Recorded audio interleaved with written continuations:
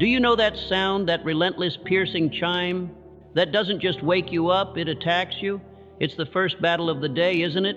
The one fought in the dark, under the sheets against that little button that promises just 5 more minutes, a battle we so often lose before our eyes are even fully open.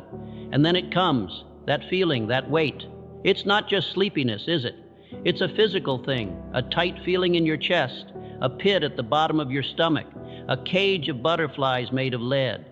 Your body feels heavy, your limbs are anchored to the mattress, and there's a feeling deep inside like you're being choked up and you just want to scream.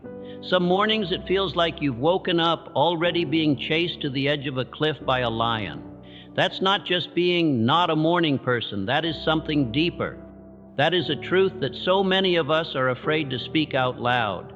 The moment your mind flickers on, it's not greeted with peace. It's met with an avalanche of tumultuous emotions, a cascading catalog of every single thing you have to do today.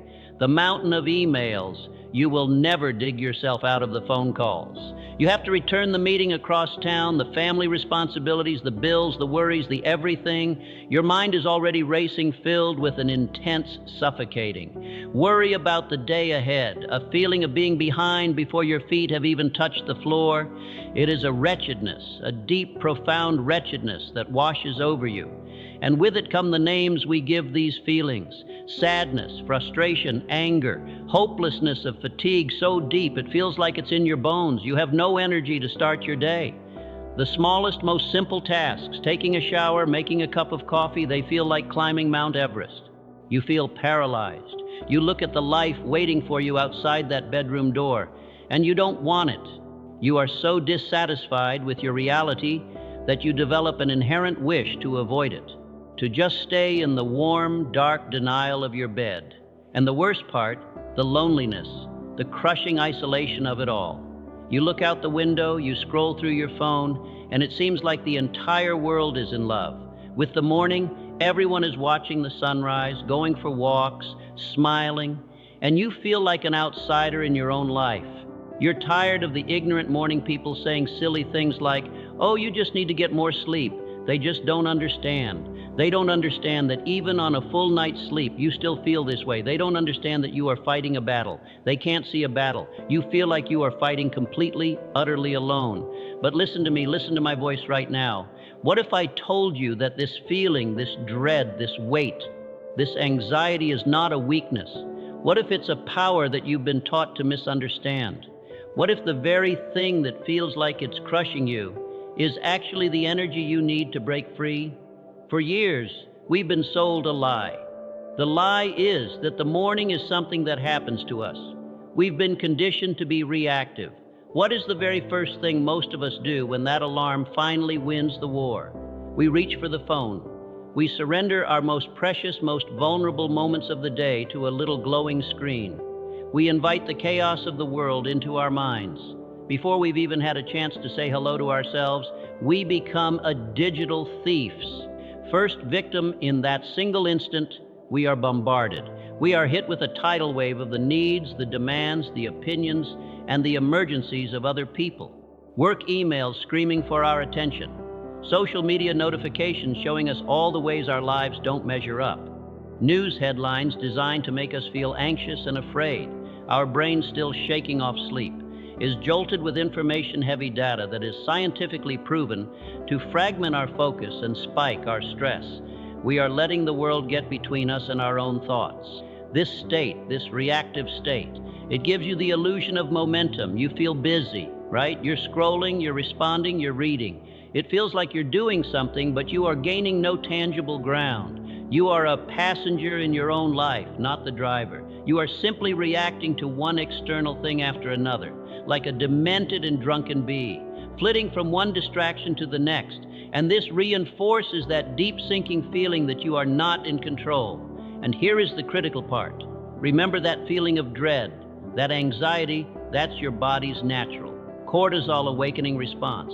It's a surge of a hormone that is designed to do one thing: give you energy to face the day. It's supposed to be your rocket fuel. But what happens when you wake up and immediately plug into the world's chaos? You take all of that powerful, raw, untamed energy and you feed it directly into the mouth of your anxiety. You attach it to your work stress. You connect it to your financial worries. You weld it to your feelings of inadequacy. You create a vicious, painful cycle where that morning energy becomes completely synonymous with overwhelming, paralyzing stress. You have been taught the language of powerlessness. You wake up and your inner voice says, "Wah, I have to check my email. There's nothing I can do about this meeting. My boss is going to ruin my day." You are blaming circumstances. You are blaming other people. You are building your emotional life around the actions and emotions of others. But what if you could learn a new language, a language of power, a language that says, "I choose to begin my day in peace. I can handle the challenges ahead. I will own this day." The difference between those two languages is everything. So where do we begin? How do we learn this new language? We start by understanding a fundamental truth, a truth that has been echoed by the greatest minds in history. The real enemy is not the alarm clock. It's not your boss. It's not the overflowing inbox. The hardest, most important, and most rewarding battle you will ever fight is the one within yourself. The ancient philosopher Aristotle said, "I count him braver who overcomes his desires than him who conquers his enemies, for the hardest victory is over self." Think about that. The hardest victory is over self. President Harry S. Truman discovered this when he studied the lives of the world's most impactful leaders. He said, "In reading the lives of great men, I found that the first victory they won was over themselves. Self-discipline with all of them came first. The first victory, not the last, not a victory won. After they became successful, it was the victory that made them successful." And I know what you're thinking. Discipline. That word feels heavy. It sounds like punishment. It sounds like restriction. It sounds like everything you don't want when you're already feeling overwhelmed. But that is another lie. We have to aggressively reframe what discipline means. Discipline is not punishment. Discipline is the ultimate, most profound form of self-love and self-respect. It is, as Abraham Lincoln suggested, choosing between what you want now and what you want most. It is the bridge that takes you from the goal in your mind to the accomplishment in your hand. Clint Eastwood said it perfectly. Respect your efforts, respect yourself. Self-respect leads to self-discipline when you have both firmly under your belt. That's real power. This isn't about forcing yourself to do things you hate. This is about respecting yourself enough to make choices that serve the person you want to become. It's about loving your future self more than you love your current comfort. And here's the best news of all. Self-discipline is not some magical trait you are either born with or you're not. It is a muscle. The more you exercise it, the stronger it gets. Every single time you feel that pull to hit snooze, to grab the phone, to give in to the reactive impulse, and you choose to do one small proactive thing. Instead, you are doing a rep. You are strengthening that muscle. You are building your power. This isn't just a theory. This is the lived experience of countless people who have walked out of the same darkness you might be feeling. Right now, I think of a man named John. For him, the mornings became so dark, so filled with pain and anguish, that the sound of his own little daughter's happy footsteps coming down the hall was something he dreaded. It meant another day of trying to function, of feeling hopeless. But through a journey of seeking help and learning to build new habits, he found his way back. He fought that internal battle. He won that first victory over himself. And now, he says, the greatest miracle is once again hearing those little feet and feeling nothing but joy because he knows it's the start of a new and brighter day.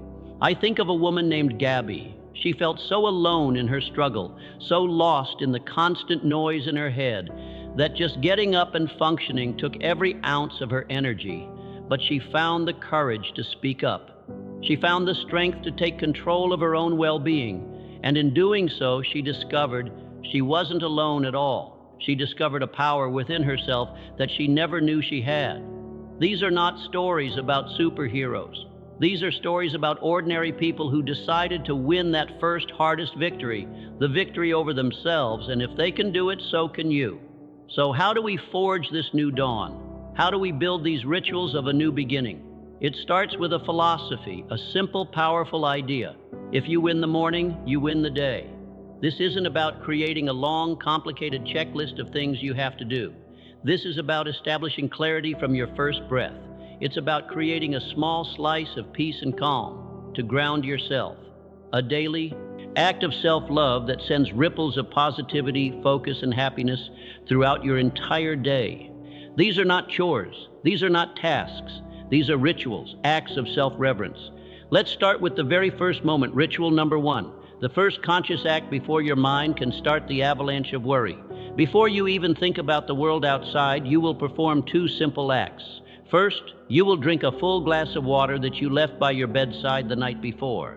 This is your first micro-commitment to your own well-being. Second, you will make your bed. I know it sounds trivial. It sounds like something your mother told you to do, but this is not about tidiness.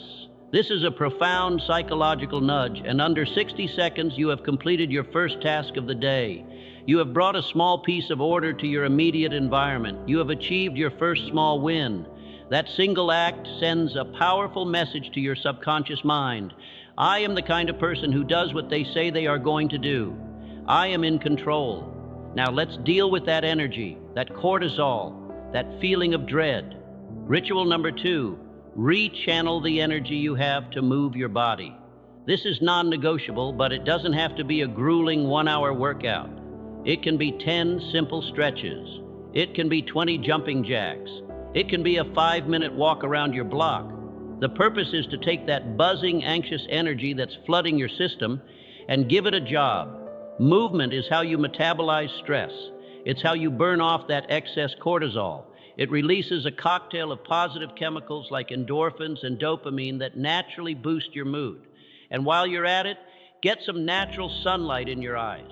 Just a few minutes of morning light helps to reset your body's internal clock, signaling to your brain that it's time to be alert, focused, and awake. You are literally transforming that feeling of dread into focused, positive, usable energy. You are not defeating the dragon. You are taming it and learning to ride it. Finally, after you've honored your body, it's time to claim your mind. Ritual number 3, stillness and intention. Before you check a single email or scroll through a single feed, you will give yourself 5 minutes of stillness. You can practice deep breathing, you can use a meditation app, or you can simply sit in silence and observe your thoughts without judgment. The goal is to quiet the critical mind. In that stillness, you will perform 2 more powerful acts. First, you will write down on paper, not on your phone, 3 specific things you are grateful for. This simple practice has been proven to rewire your brain, forcing it to scan for the positive instead of defaulting to its natural negativity bias. Second, you will set 1 intention for the day. This is not a to-do list. A to-do list is about what you have to do. An intention is about who you want to be. Maybe your intention is patience, maybe it's courage, maybe it's kindness. This intention becomes your truth north for the day. It's the compass you can return to when things get stressful, helping you navigate your challenges proactively instead of reactively. This isn't some new age fad. This is the timeless practice of the world's most successful and impactful people. Oprah Winfrey starts her day with meditation to center her mind and spirit. Barack Obama made his early morning workouts a non-negotiable part of his presidency to maintain his mental and physical health. Centuries ago, one of America's founding fathers, Benjamin Franklin, would wake up at 5 a.m. and ask himself a simple, powerful question: what good shall I do this day? They all understood that to lead the world, you must first lead yourself, and that leadership begins in the quiet moments of the dawn. Why does this matter so much? Because the victory you claim in that first hour doesn't stay in that first hour. It echoes, it creates a ripple effect that transforms your entire day and eventually your entire life. When you start your day with intention, with a proactive stance, you change your posture for everything that follows. You are no longer walking into your day from a defensive crouch, waiting for the next blow. You're standing tall, moving forward with purpose. You are no longer just dealing with things as they come. You are shaping your day. Your mind, having been grounded in calm and gratitude, is focused and clear, not scatterbrained and anxious. This daily practice of discipline does more than just make you more productive. It builds you, it forges your character, it cultivates, as one writer put it, the old-fashioned basics of self-reliance, self-motivation, and self-reinforcement. You slowly begin to change the story you tell yourself. You are no longer the victim of your mornings. You are the architect of your days.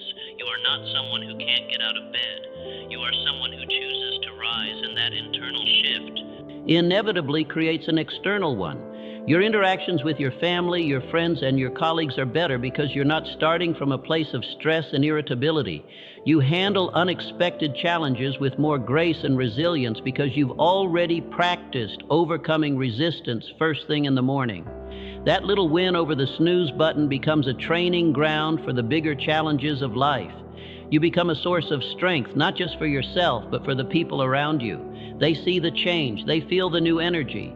You become living proof that transformation is possible. But the real magic isn't in doing it once. It's not about a single heroic effort. The true power lies in the quiet, humble, repeated commitment. As Aristotle said, we are what we repeatedly do. Excellence, then, is not an act, but a habit. Success in life is nothing more than a few simple disciplines practiced every single day.